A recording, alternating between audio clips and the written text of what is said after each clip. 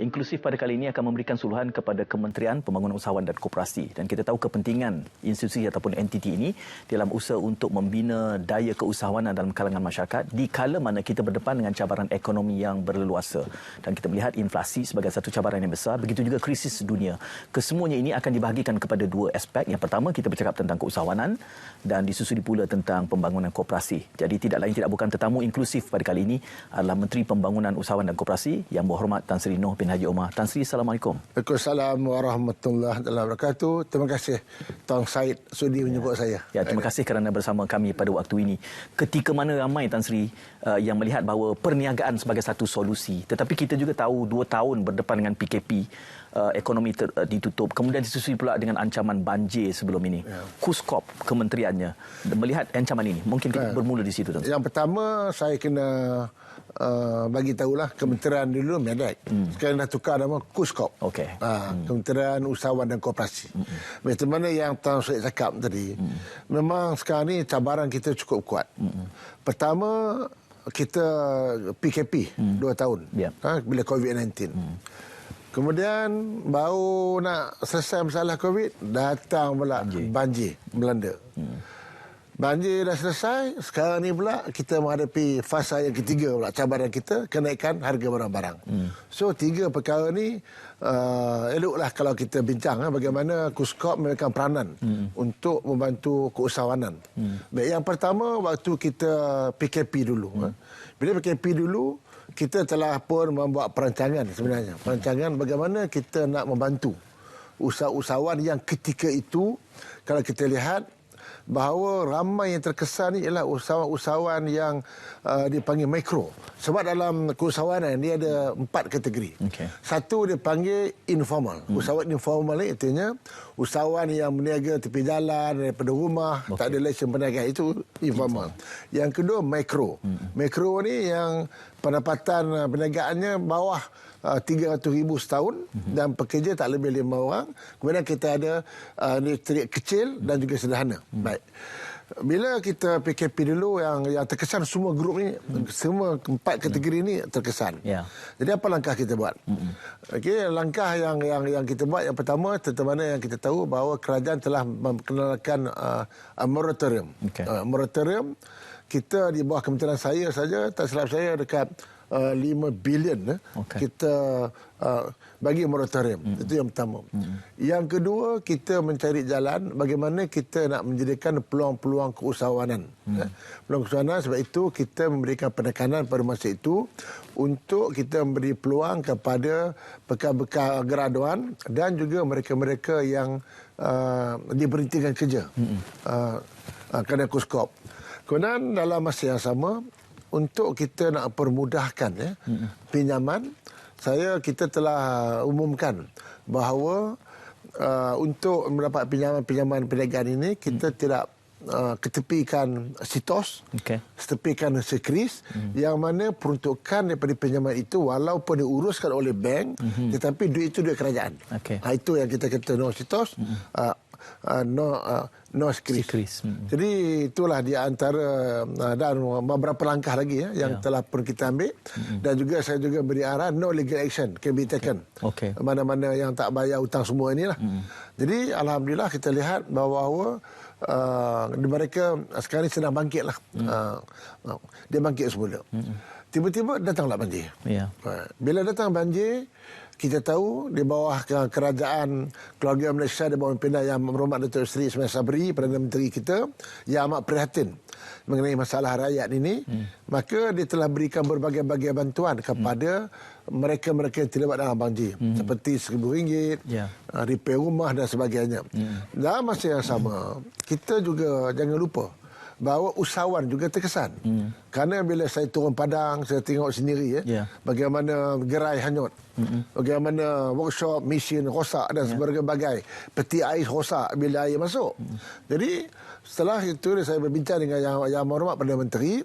Yang Berhormat Menteri memang memahaminya dan dia amat prihatin, dan kabinet telah bersetuju untuk mangsa usahawan usahawan masa banjir ini juga harus diberikan bantuan segera. Maka kerajaan telah meluluskan sebanyak 200 juta. 50 juta untuk dibagi geran. Geran kepada usahawan informal dan juga mikro. Di mana usahawan ini telah diberikan 3,000 sekaligus lah. 3,000 secara tunai. Geran, kita bagi bantuan 3,000 itu sebanyak 50 juta. Hampir dekat lebih 20,000 lah yang ada yang dapat manfaatnya. Kita bagi lebih 50 juta. Tekun terpaksa guna duit dalaman untuk membantu mereka. Itu kita dah selesai. Kemudian kita juga telah pun 150 juta lagi. Dia bagi 150 juta untuk 150 untuk informal dan mikro, 100 juta lagi untuk IKS. IKS ni kita tak bagi grant. Kita bagi pinjaman 100,000. 100,000 setara kita tuan bagi dalam sum 100,000, di mana 100,000 yang kita bagi ini no interest. Dan juga bayaran yang dibuat pinjaman tersebut tahun hadapan baru bayar balik. Jadi ini di antara langkah-langkah yang kita cuba bantu usahawan, dan juga saya juga telah minta supaya red tape dikurangkan. Kalau kita nak mohon permohonan dulu jadi mengisi 7 borang, saya kata 2 borang cukup. Tak perlu nak isi borang banyak-banyak. Jadi itulah beberapa langkah yang kita ambil, dan alhamdulillah saya tengok peruntukan-peruntukan yang diberi oleh kerajaan sekarang ni dah selesai. Dah habis dah pun. Tan Sri menyebut 3 serangkai cabaran tadi. Yang pertama 2 tahun PKP, disusuli pula dengan banjir. Dan Tan Sri juga menyebut soal kenaikan harga barang. Jadi KUSKOP bagaimana pula dalam aspek yang menaikkan harga barang? Bila kenaikan harga barang ini, agensi yang boleh membantu rakyat untuk mengatasi mengurangkan beban rakyat ialah koperasi. Boleh cakap koperasi ya? Boleh. Koperasi. Baik, koperasi ini kita lihat koperasi yang terlibat dengan ternakan ayam sebagai contoh. Ada 15 koperasi yang boleh menghasilkan dekat 42 juta ayam. 42 juta ekor ayam. Dan juga ada koperasi-koperasi yang terlibat di dalam pertanian. Jadi kerana itu kita telah minta supaya koperasi-koperasi yang terlibat di dalam bidang-bidang sektor pertanian ini yang mengeluarkan hasil-hasil agro makanan naklah diberikan bantuan seberapa segera. Jadi daripada segi pinjaman koperasi daripada 10 juta naik sekarang 30 juta dah boleh pinjam. Dan juga baru-baru ni yang bila kerajaan umumkan ada 500 juta 500 juta yang disediakan oleh Bank Negara untuk membantu dalam sektor agro makanan ini. Termasuklah saya minta koperasi juga layak untuk memohon. Selain daripada syarikat, sebab koperasi ini dia tak berdaftar dengan syarikat. Dia tak berdaftar dengan SSM. Dia hanya berdaftar dengan Suruhanjaya Koperasi Malaysia. Yang ini juga kita akan telah boleh koperasi boleh memohon direct kepada pihak kerajaan. Kemudian kita juga tubuhkan selain daripada agro makanan ini tadi, bidang-bidang pertanian, kita juga nak tarik jalan bagaimana kita nak mengurangkan peranan orang tengah. Macam jihad, macam dulu yang orang menteri pernah dia kata berjihad memerangi orang tengah. Baik, saya lihat bahawa salah satu kadang-kadang barang ini kadang ada orang tengah. Jadi itu koperasi saya minta mainkan peranan untuk menggantikan peranan orang tengah dengan cara biarlah koperasi sendiri yang menjadi dan menubuhkan DC ini, pusat pengumpulan dan juga penyebaran dan pengedaran. Jadi sekarang ni kita dah minta, kita selama ni kita ada lebih kurang 28 DC. Apa peranan DC ini? Dia ni kena ambil barang direct daripada pengeluar-pengeluar. Kalau dia nak import barang pun dia import direct. Dan daripada situ nanti bila dia letak kat pusat pengumpulan ni nanti, maka lepas ini ke mana dia nak hantar barang ni, maka itulah kita hantar ke Koopmat, di mana yang berhormat Perdana Menteri sendiri telah pun melancarkan Koopmat ini.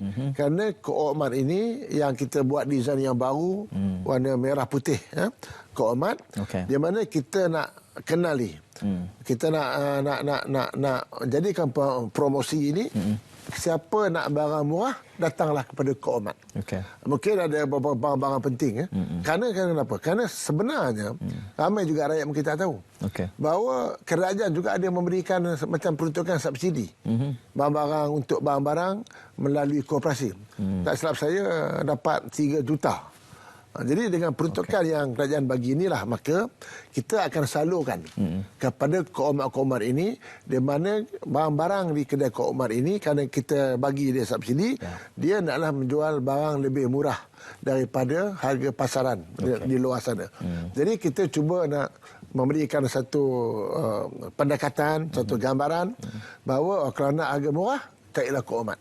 Jadi kita harap dengan adanya peranan koperasi, dengan adanya kita tubuh membentuk daripada segi pertanian, sektor koperasi yang terlibat dalam sektor pertanian.